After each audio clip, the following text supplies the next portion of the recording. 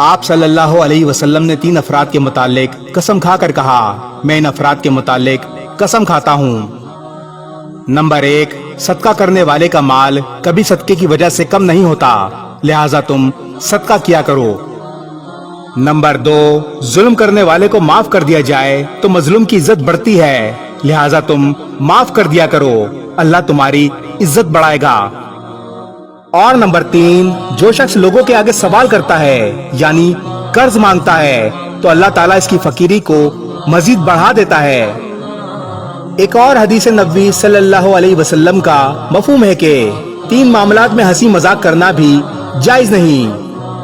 Number 1، طلاق کے معاملے میں، نمبر 2، نکاح کے معاملے میں، اور نمبر 3، طلاق کے بعد رجوع کرنے میں۔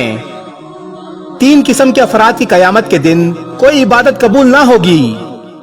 نمبر 1، ماں باپ کا نافرمان، نمبر 2، احسان جتلانے والا، اور نمبر 3، تقدیر کا منکر یعنی تقدیر کو نہ ماننے والا۔ اس ویڈیو کو شیئر ضرور کریں، ہو سکتا ہے آپ کے ایک شیئر سے یہ بات کسی کے دل میں اتر جائے۔